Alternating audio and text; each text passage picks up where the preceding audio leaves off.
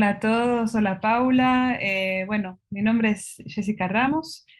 Hoy vamos a entrevistar a Paula Carrasco, que es una mujer que ha escrito uno de los estudios más importantes acerca de Botrops aboitoides, comúnmente llamada Yarará ñata.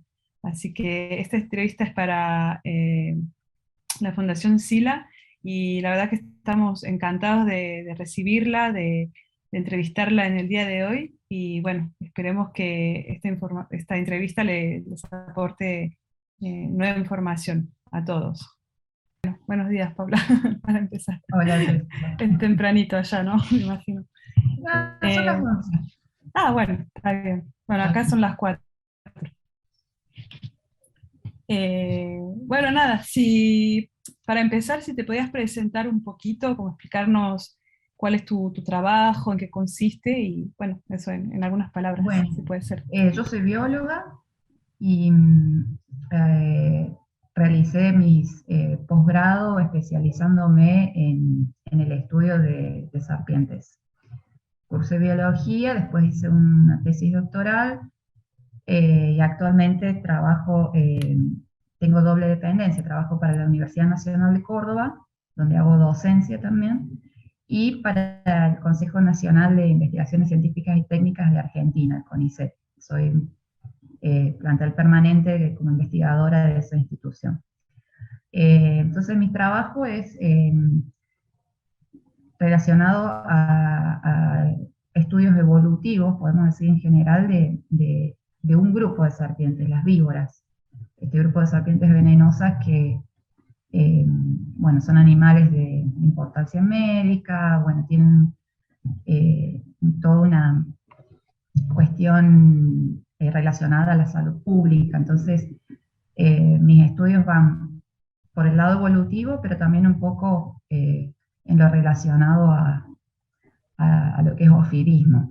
Trabajo en un serpentario, en la institución, el lugar físico donde trabajo alberga un serpentario que, bueno, son animales destinados a la producción de venenos para crear los antivenenos, ¿no? Y así que esas son un poco las actividades que yo realizo. Pero básicamente es investigación científica. Ah, y un poco de docencia, como les contaba, la manutención de este serpentario, eh, la alimentación, el cuidado de esos animalitos. Esas son mis actividades. Bien, bueno, genial, muchas gracias. Y bueno, la primera pregunta es que queríamos entender un poco por qué sentiste la necesidad de redefinir la especie, porque dentro de la historia de la especie de Botrops amoditoides, desde su primera descripción, su nombre científico conoció como muchas variaciones, ¿no? Está la de Botrops amoditoides del 1873, después otra en el 1881, es Rhinocerophis nasus, y así sucesivamente hasta 2009 con Rhinocerophis amoditoides. Entonces, queríamos saber por qué la necesidad de redefinirlo, el nombre, y cuál es el nombre hoy, al final, elegido. Entender un poco eso y por qué tantas variaciones también, ¿no? En todo este tiempo. La idea de redescribir la especie surgió porque, bueno, la descripción original de la especie era muy escueta, digamos. Estaba enmarcada en un libro de viajes del autor que le dio el nombre. Entonces eran muy pocos los datos que se proporcionaban en esa descripción original. ¿Qué suele suceder con trabajos antiguos? Había otro modo de hacer las cosas 2 siglos atrás. Entonces, como es una especie endémica de Argentina, incluso es la serpiente de distribución más austral del mundo, es como una especie, entre comillas, carismática, ¿no?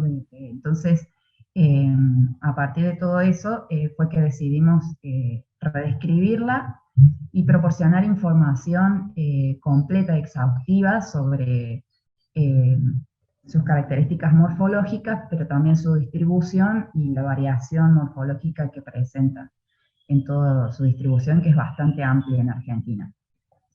Entonces, recabamos datos después de examinar todos los ejemplares disponibles, ejemplares albergados en colecciones científicas, en museos, animales preservados en alcohol, ¿no?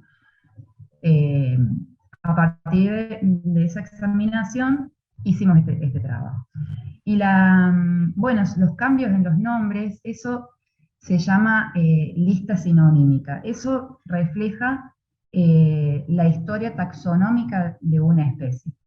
La taxonomía, que es a lo que yo me dedico, es la rama de la ciencia que procura clasificar a los organismos, pero no solamente de ponerles un nombre, sino que hoy por hoy la taxonomía involucra todo un estudio a partir del cual se clasifican los organismos, y esa clasificación se pretende que refleje la historia evolutiva del organismo en cuestión. Los cambios en los nombres surgen, bueno, en el caso de esta especie, fue descrita hace mucho tiempo, y ¿qué puede haber pasado? No sé exactamente, yo leyendo los trabajos donde se les cambia el nombre, uno puede deducir que probablemente, luego de que la especie fue descrita, probablemente, como suele suceder mucho en trabajos de descripciones muy antiguos, que por ejemplo vino una persona, se encontró con esta serpiente y no estaba al tanto de que ya había sido descrita por otro autor. Entonces esta persona la describe nuevamente y le pone el nombre que le parece. Eso sucede mucho, ha sucedido así con organismos descritos hace mucho tiempo. La persona no está al tanto de que la especie ya fue descrita, entonces publica un trabajo donde la nombra de nuevo, le pone un nombre, y bueno, después con el paso del tiempo, con los avances en los estudios, sucede esto, que una persona dice, esta especie fue mencionada por este autor, por este otro, con este otro nombre, pero en realidad es la misma especie, y es necesario seguir las reglas de nomenclatura. La nomenclatura son las reglas que deben seguirse para nombrar a los organismos. Hay reglas, no puede cualquiera ponerle el nombre que quiera, y hay que seguir lo que se llama el principio de prioridad, que es el que se refiere a que perdón, el nombre válido es el primero.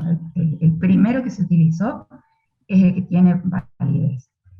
Entonces, llega un momento en que un investigador toma toda esta historia taxonómica de una especie y dice, no, bueno, el nombre correcto es este, el primero que se dio, el género al que se asigna, y se lleva a lo que se llama la sinonimia. Es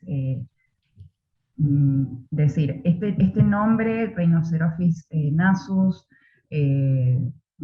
Lachesis amoditoides, bueno, no son válidos, el válido es este. ¿Por qué? Porque, bueno, fue descrita por primera vez por esta persona, esta otra persona lo asigna a otro género, pero eso no es correcto porque esta especie corresponde al género Botrops, como fue descrito inicialmente, etc. Entonces así se llega al nombre correcto, que hoy por hoy es Botrops amoditoides, el mismo, el original, así como fue descrito. Podría ser, o en otros casos, que cambia, ¿no? No necesariamente tiene que ser el mismo de la descripción original.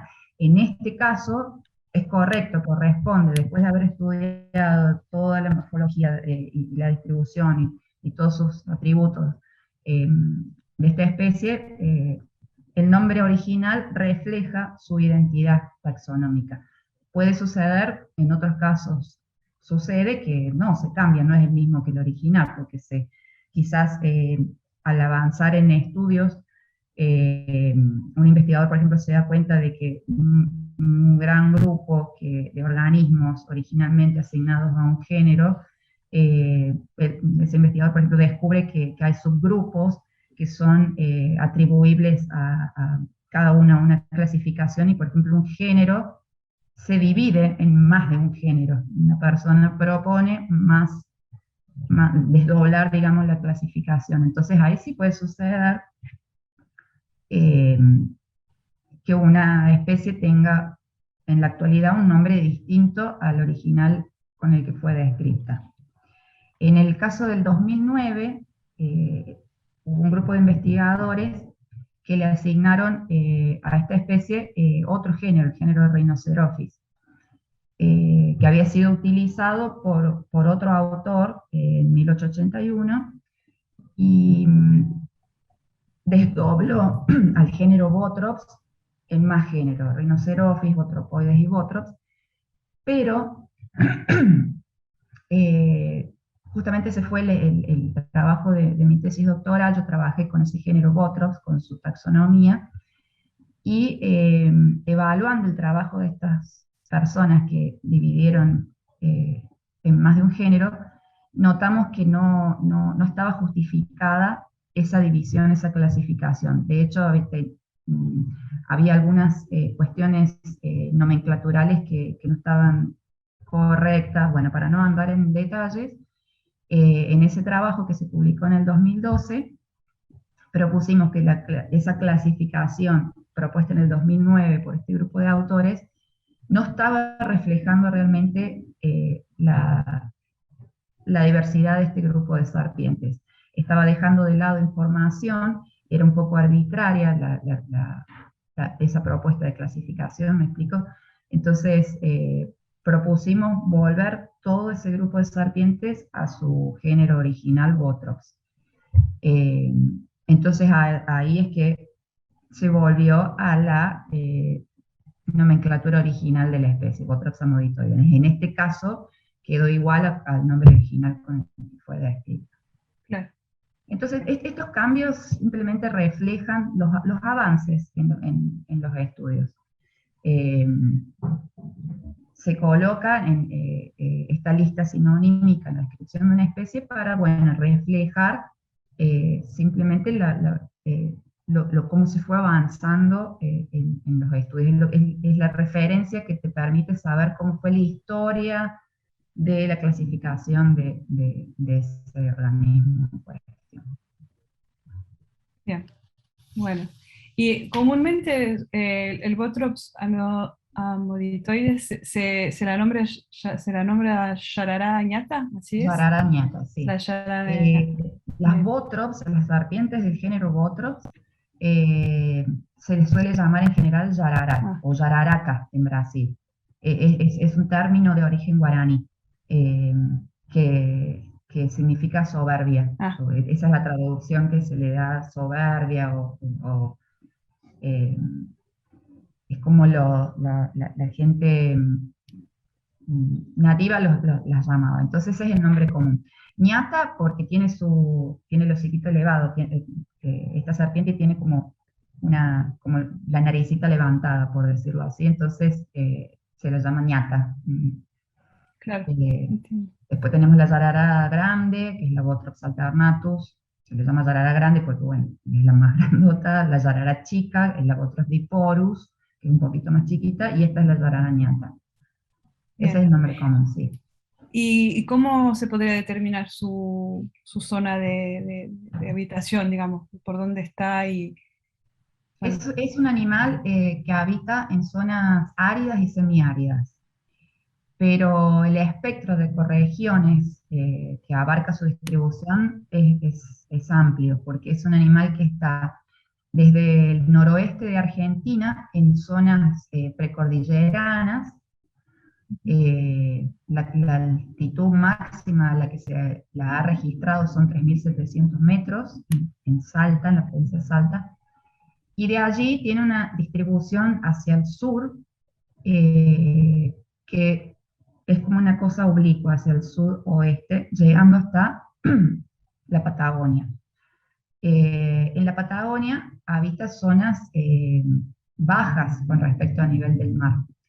E incluso parte de su distribución llega a las costas del mar Atlántico en el sur de Buenos Aires, y en ese lugar está a nivel del mar. Entonces, su distribución abarca desde al nivel del mar hasta los 3.700 metros, es muy amplio. Pero todas esas ecorregiones tienen en común que son zonas semiáridas, zonas abiertas, pedregosas, arenosas, y zonas que tienen un clima seco en el invierno, frío, y veranos húmedos.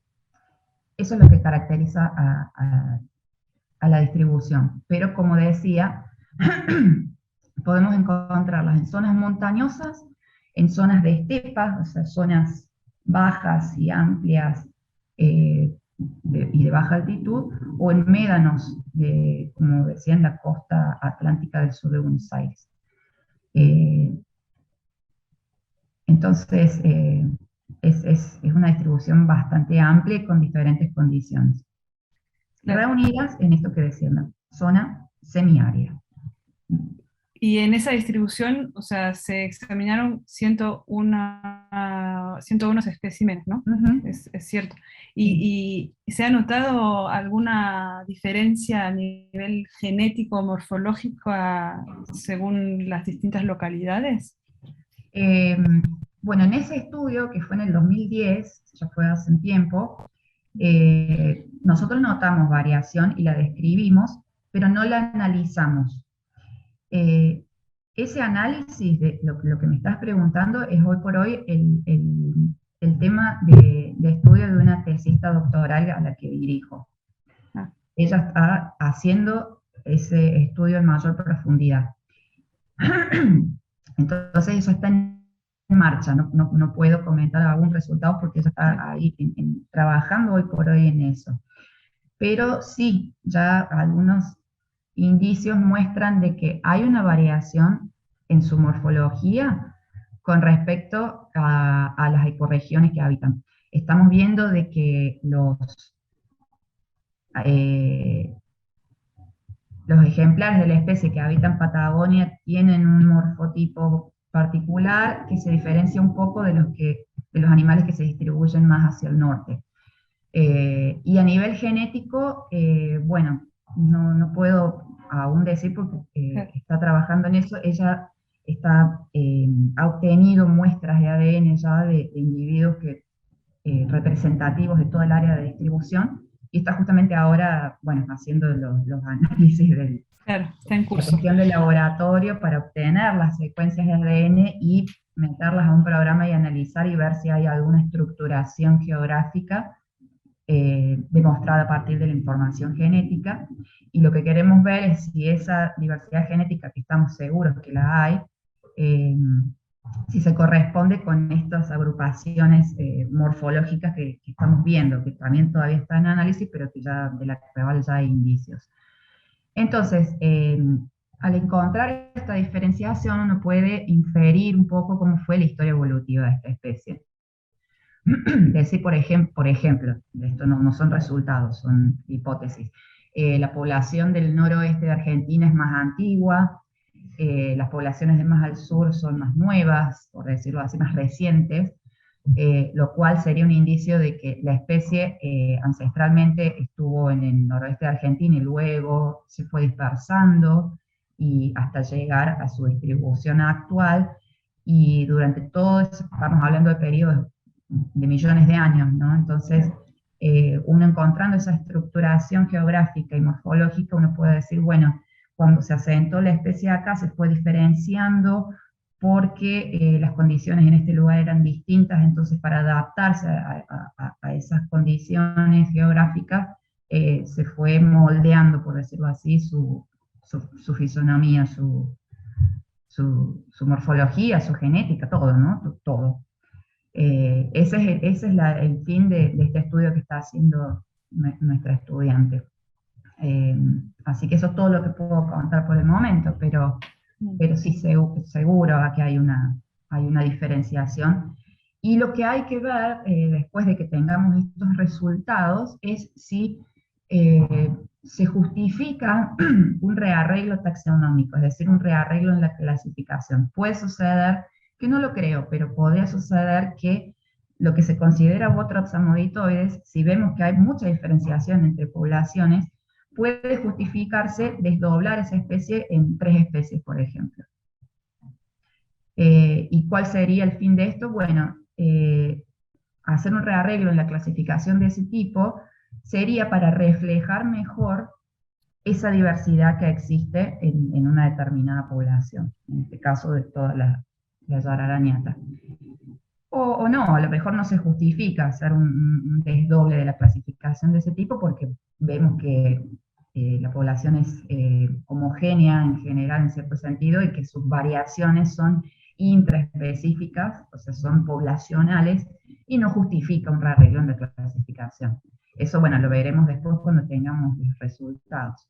Y en el caso de serpientes venenosas, el tema de la clasificación tiene una relevancia particular porque, eh, por ejemplo, serpientes de una región pueden tener ciertas características en su veneno que difieran de otra población que está localizada en otra región geográfica. Esa variación en los venenos se da por la dieta, a lo mejor las presas que consume en un determinado lugar no están presentes en otra región geográfica. Entonces, es toda una adaptación evolutiva que se da en tiempos enormes, que llevan incluso hasta variaciones en el veneno. Entonces, la clasificación en las serpientes venenosas tiene esa también relevancia particular de que identifica y diferencia animales de importancia médica que pueden tener variaciones en su veneno. A lo mejor el veneno, un accidente causado por una serpiente que habita en la Patagonia, quizás pueda ser un poco diferente a los efectos de un accidente por una población ubicada en la precordillera, por ejemplo. Estoy hipotetizando, no digo que sea así porque todavía no lo sabemos, pero entonces esa es la función también de una clasificación correcta, que como digo es producto de todo un estudio complejo, ¿no? Y exhaustivo. Claro. Bien. Hay dos autores, Campbell y Lamar, Lamar, que tienen en su libro, que el título está en inglés, pero equivaldría a Reptiles venenosos del hemisferio sur, se refieren a una especie, o sea, una población de Botrops amoditoides en la localidad al oeste. Ahí las serpientes son más grandes, también más agresivas. La pregunta sería cómo se puede explicar una variación tan grande, ¿no?, dentro de una sola y misma especie. La cuestión de la agresividad no lo sé realmente. No, yo personalmente no he estado en las sierras de Tandil, eso es la provincia de Buenos Aires. Es la parte más al oeste de la distribución de esta especie. Yo no he estado ahí, no sé decir si son más agresivas o no. Eso es muy subjetivo, ¿no? Claro. Pero la cuestión del tamaño, nosotros hemos, a partir de nuestras revisiones, hemos notado que sí, hay ejemplares de gran tamaño allí, pero también los hay en el sur. Y, o sea, en toda su distribución se pueden encontrar ejemplares de mayor tamaño que el tamaño promedio. En general, esta es una especie de tamaño medio, pero sí hay ejemplares de mayor tamaño, pero en toda su distribución. Así que, ¿y por qué puede haber preponderancia? Que no es este el caso, pero si lo hubiese, todavía tenemos que analizar un poquito más eso. Si hubiese una preponderancia de animales más grandes en ciertas regiones de su distribución, y bueno, eso puede estar dado por las condiciones del hábitat en el que está. Por ejemplo, otra vez estoy hipotetizando, ¿no? Que si fuese que los animales más pequeños están en zonas de montaña, en zonas más altas, bueno, quizás les sea más óptimo tener ese tamaño más acotado en esas regiones y a lo mejor en áreas no montañosas y más abiertas como la estepa patagónica o los médanos de Buenos Aires, les sea más útil, por decirlo así, adquirir tamaños mayores.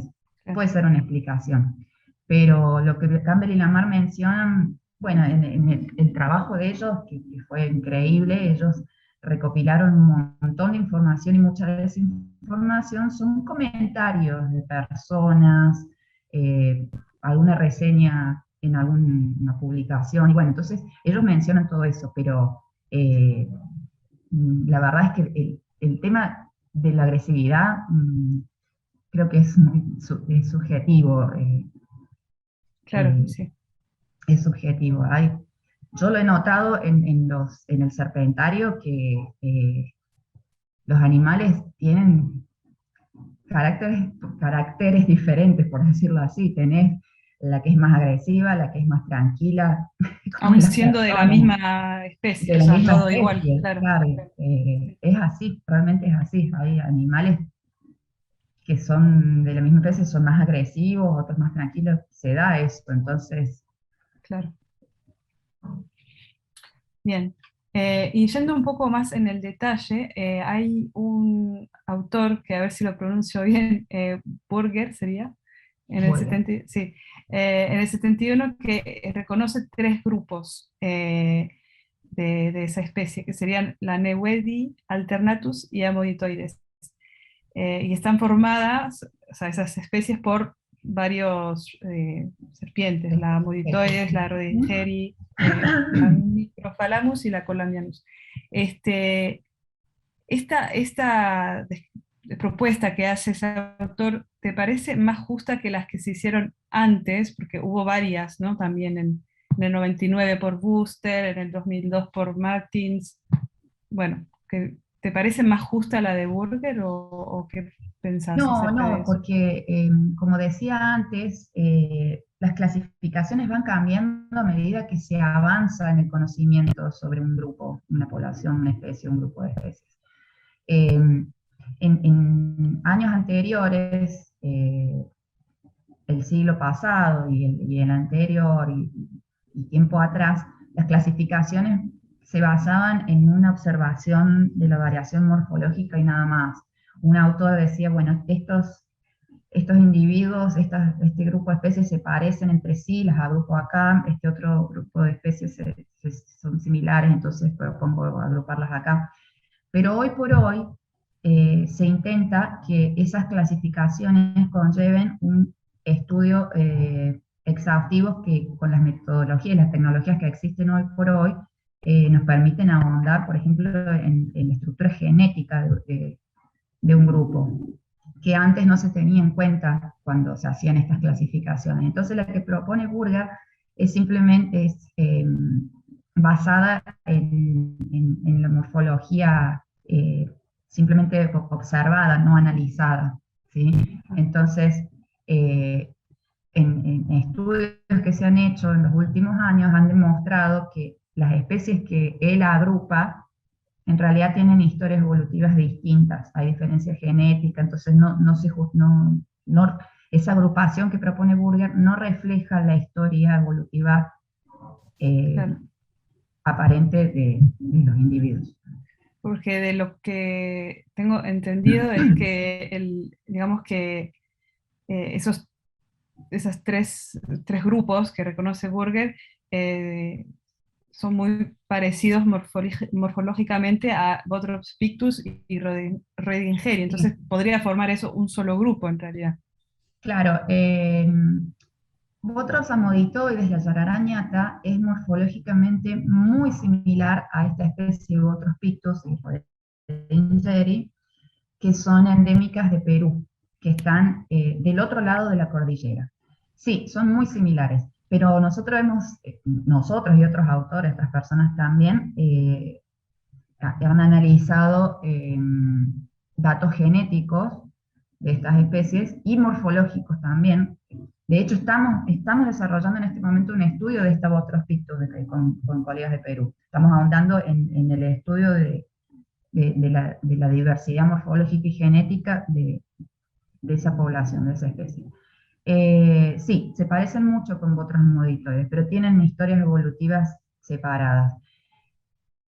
Pero forman parte de un mismo grupo de especies que incluye también a la Botrops alternatus, que está presente en Argentina, y otras especies más que están, Botrops jonathani, que está presente en Bolivia y en el noroeste de Argentina, y Botrops fonsecae, Cotiara y Tapetiningue, que están, bueno, más en la zona de Brasil. O sea, sí, forman parte de un mismo grupo, Pictus, Rhamoditoides, pero dentro de ese grupo tienen una historia evolutiva alejada, ¿me explico?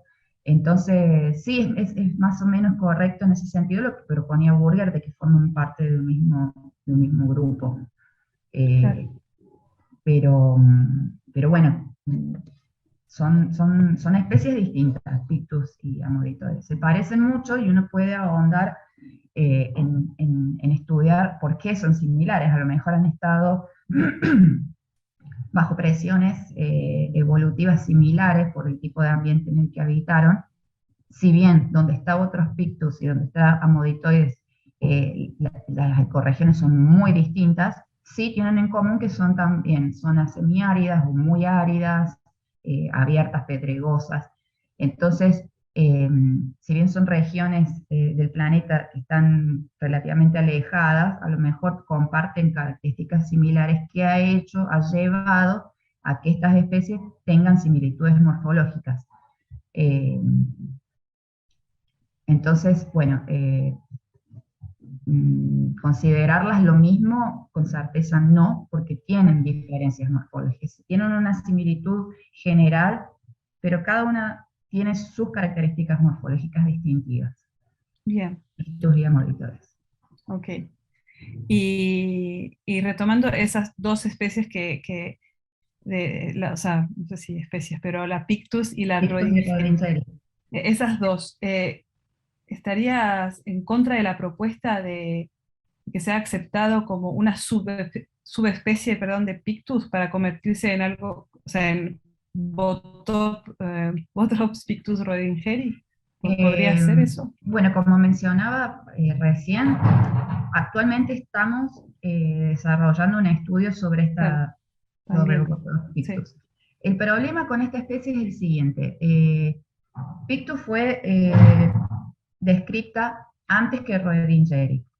Cuando Rhodingeri fue descrita, se cree que la persona que la describió, Rhodingeri, no estaba, como mencionaba antes, suele suceder. La persona que escribió Rhodingeri aparentemente no habría estado al tanto de que Pictus habría sido descrita ya. claro. Cuando se publica Rhodingeri, esta persona se refiere a la población de cierta región del Perú, pero no hace ningún tipo de mención sobre la presencia de este organismo en otras partes del Perú. Entonces, se cree que esta persona que escribió Rhodingeri no estaba al tanto de que ya había sido descrita esta población. Claro. Entonces siempre estuvo este problema de clasificación de si era válido considerar Rhodingeri, si Rhodingeri y lo asignado Pictus eran lo mismo o eran cosas distintas. Siempre, durante muchísimo tiempo se mantuvo así la situación, esa duda, e incluso algunas personas sugirieron considerar a todo como Pictus, porque decían, no, es lo mismo, se trata de lo mismo, no hay diferencias. Y otros autores decían, no, pero sí, hay una población más cercana a la costa que es distinta de la zona cordillerana, entonces se justifica mantener Rhodingeri. Bueno, ante toda esa situación confusa, que lo fue por mucho tiempo, es que nosotros ahora estamos estudiando morfología y genética de toda la población para ver si se justifica o no tener dos especies distintas, si lo que se considera Rhodingeri es distinto de lo que se considera Pictus o no. Y eso va a llevar, ya tenemos resultados preliminares de que nos muestran que sí, aparentemente hay una diferenciación poblacional. pero todavía tenemos que seguir ahondando en los análisis para definir y proponer una clasificación. No creo que se llegue a considerar una subespecie. De hecho, al menos en herpetología, que es el estudio de anfibios y reptiles, se evita ya hoy por hoy el uso de subespecies. Ya no es tan común, porque es muy subjetivo. Se trata de llegar a la especie, o sea, la especie se considera algo, una unidad natural. Considerar subespecies se vuelve una clasificación que, en el caso de estos animales, quizás en otro grupo de organismos sí tenga mayor utilidad el definir subespecies. En este caso se considera que la especie es la unidad natural mínima, es lo que se llama un linaje que tuvo una historia evolutiva en común y diferenciaciones intraespecíficas, digamos, o sea, más a nivel de poblaciones, eh, es, repito, subjetivo definirla como una clasificación a nivel de subespecie. O sea, mi respuesta es no, no creo que se llegue a considerar Rodingeri como una subespecie de Pictus, no. O se va a mantener todo como Pictus, o bueno, de acuerdo a lo que nos muestren estos resultados con los que estamos ahora analizando, quizás eh, se, ese nombre Rodingeri que ya existe se pueda aplicar a una determinada población y dejar Pictus para otra. Estamos viendo, Claro, o quizás pueda surgir una población muy diferente y se cree una especie nueva. Eh, Así que bueno, estamos en eso, no puedo contar mucho más. claro. Bien, perfecto. Bueno, en Argentina las dos especies más responsables, digamos, de las mordeduras serían Botrops alternatus y Dipor. Por, Dipor, exacto. sí. Dependiendo de la región, ¿no? Ujú. ¿Conoces el número aproximativo de mordeduras anuales que se atribuyen a Botrops amoditoides en Eh, Argentina? bueno, yo estuve investigando y hablando con un colega mío ahí en la institución y el problema es que cuando se registran accidentes con serpientes, se le registra como Botrops sp, como especie de Botrops. Ah, Lamentablemente no se llega en los registros, ¿no? En los registros que uno podría llegar a buscar, boletines, lo que fuere, no se especifica nunca, lamentablemente, la especie, se pone Botrops.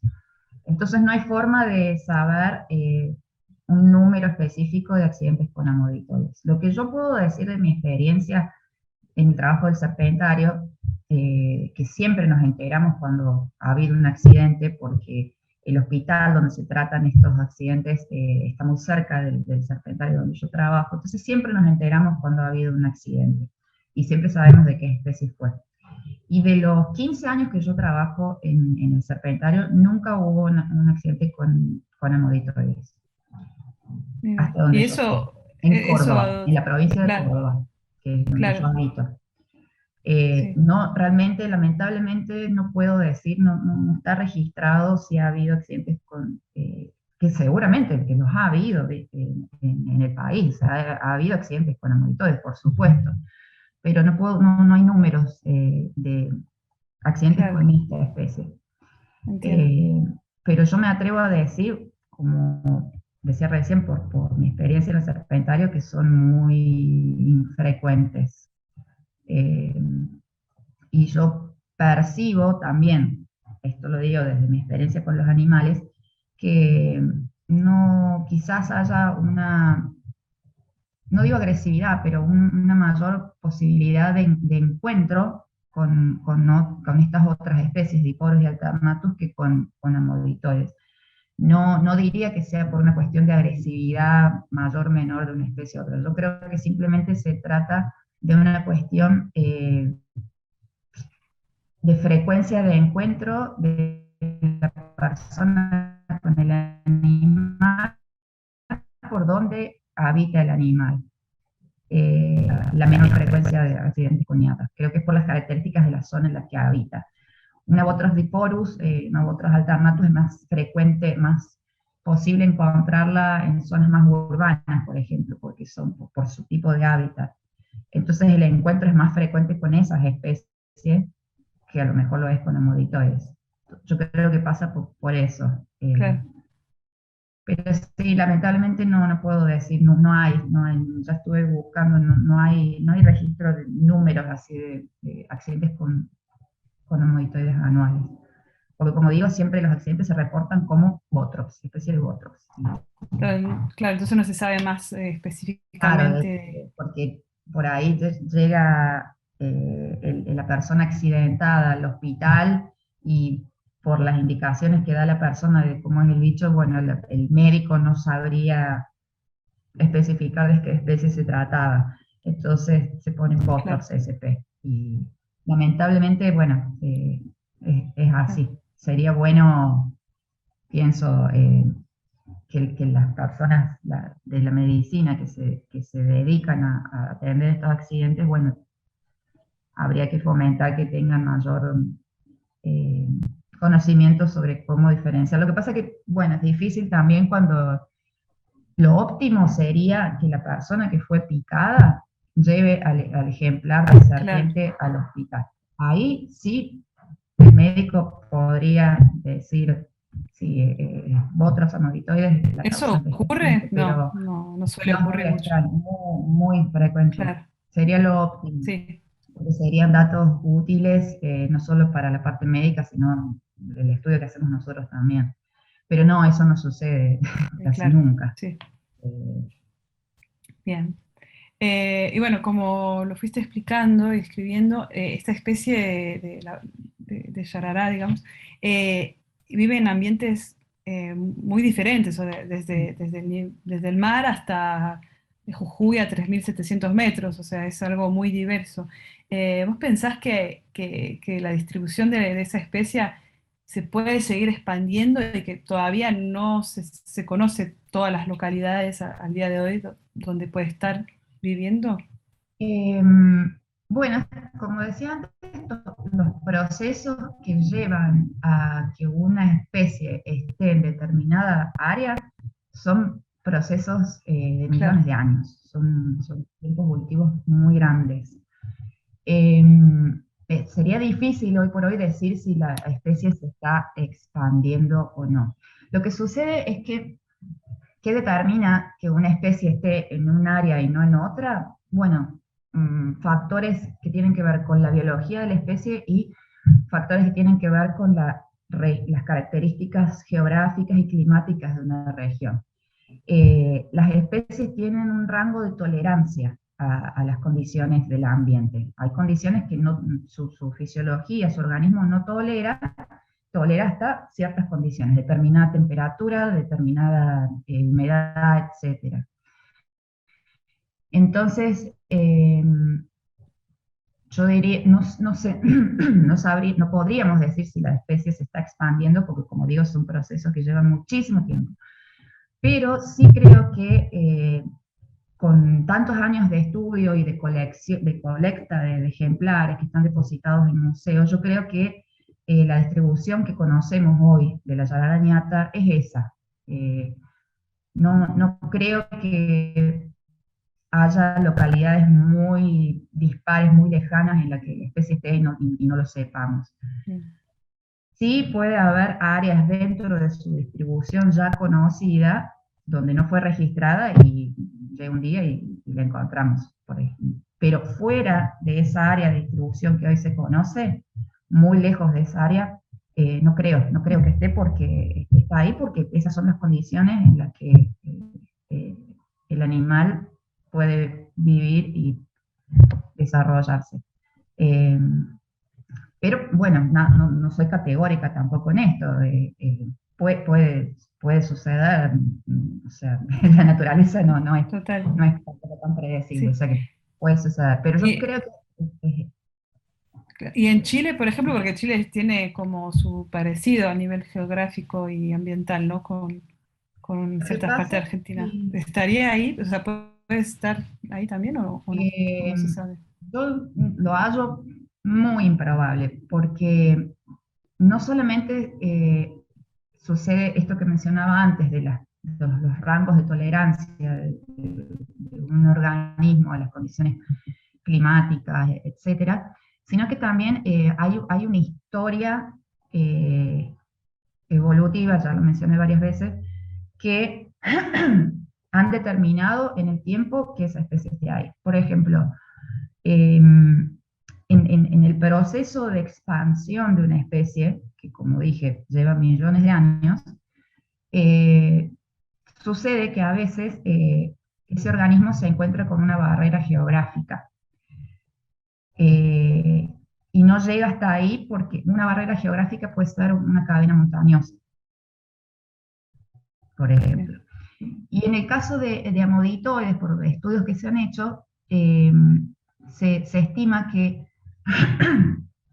el periodo de dispersión, digamos, de afianzamiento de la especie, por decirlo así, ocurrió en el mismo momento en que se fueron formando los Andes. Entonces, en su, digamos, viéndolo como si lo viéramos en cámara rápida, la especie se distribuye hacia el sur, no llegó a Chile porque había una barrera geográfica que en este caso formaba la cordillera. claro. Entonces, hallo muy improbable que esté en Chile, por esto que estoy explicando ahora. Por más que eh, haya lugares donde las condiciones geográficas sean similares a otras donde está la especie, eso no significa que pueda estar ahí. Sí, ¿Por qué? Porque, bueno, tuvo una historia, un caminito, una historia evolutiva que, en el que la especie a lo mejor se encontró con una barrera y por su capacidad de dispersión, estamos hablando de una serpiente, no de un mamífero, tiene una capacidad limitada de dispersión, ¿no? Entonces no llegó ahí por una cuestión geológica, evolutiva, que después de millones de años determinó que la especie esté donde está bien, hoy por hoy.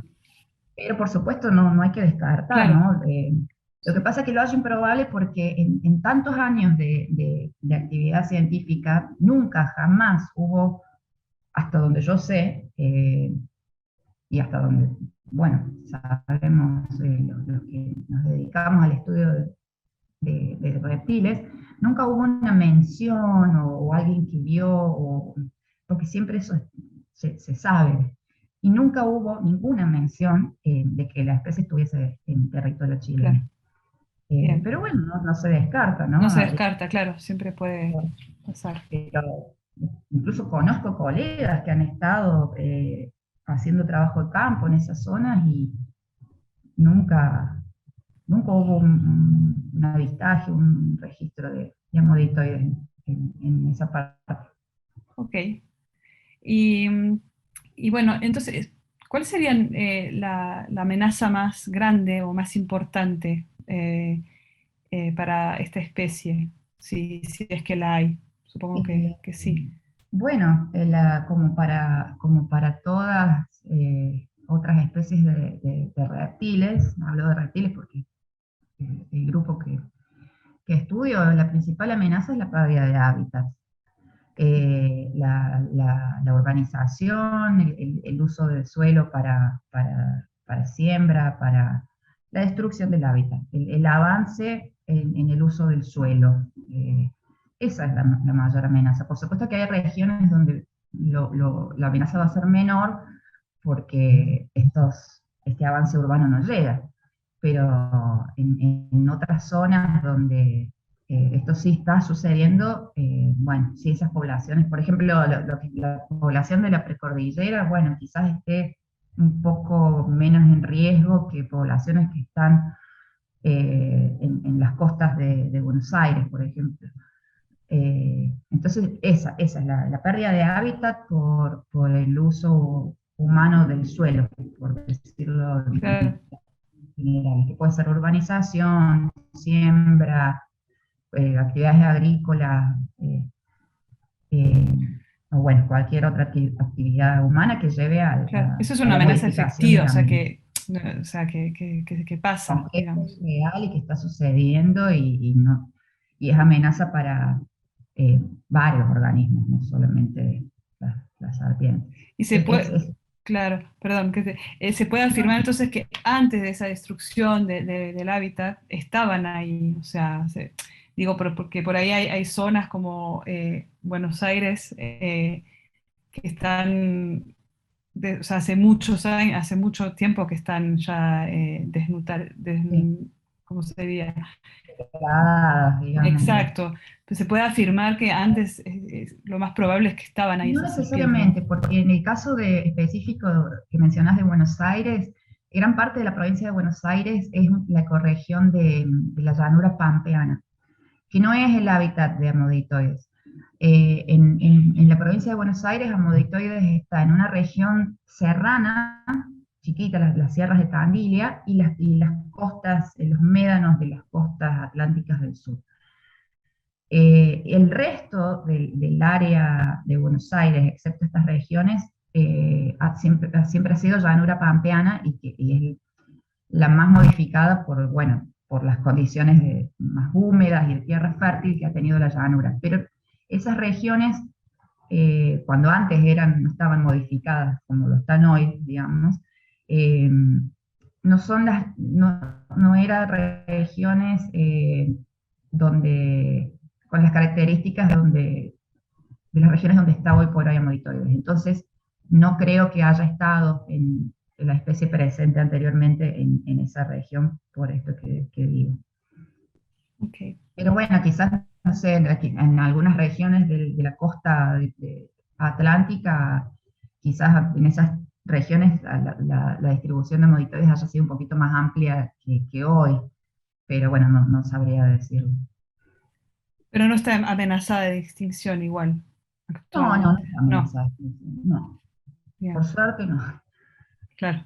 Puede haber amenazas locales, que, bueno, mm, habría que ahondar un poco en un estudio direccionado a la conservación, pero no se considera hoy por hoy, no tiene una amenaza de extinción a ese nivel de gravedad, no, por suerte no. Bien.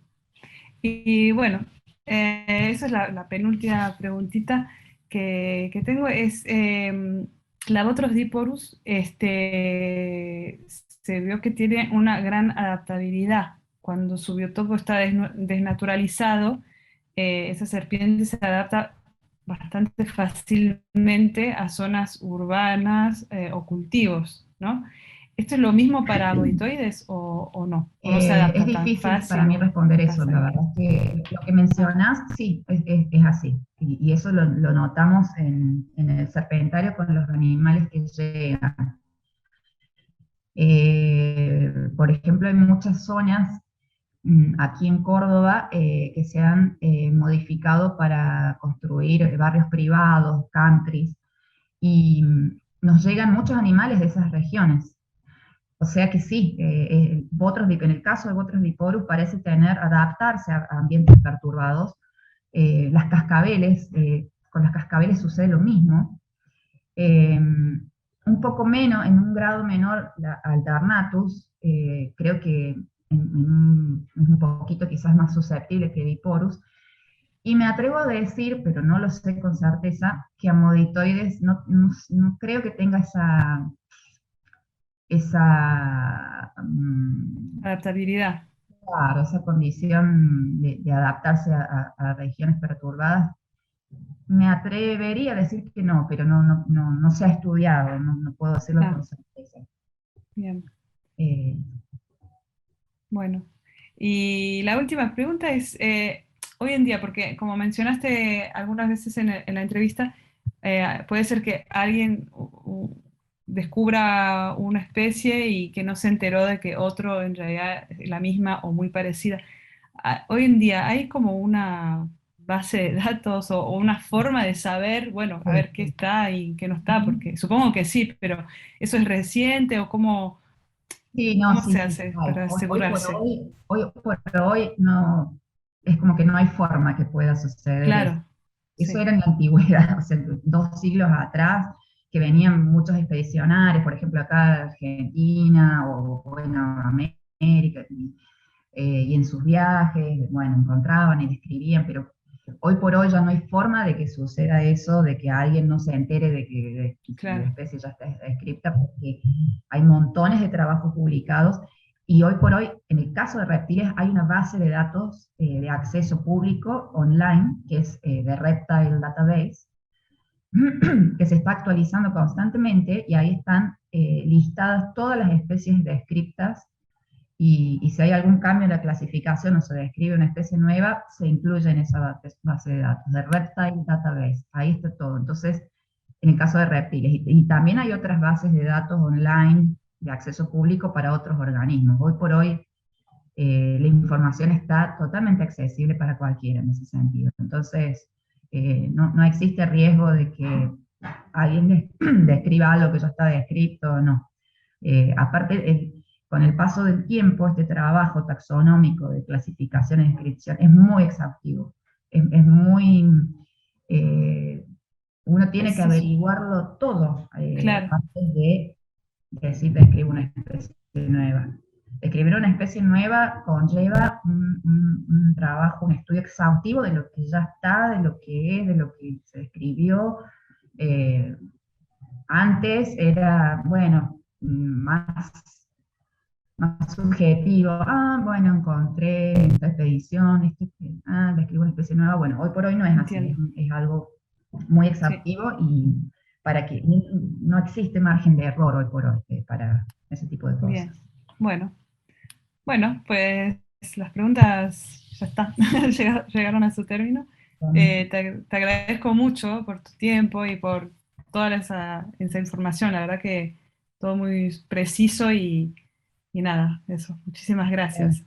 gracias a ustedes porque uno quiere que la gente conozca a estos animales que son tan estigmatizados y tan Total, poco, poco apreciados y así que todo esto es muy válido, así que yo les agradezco a ustedes el interés y la oportunidad de contar.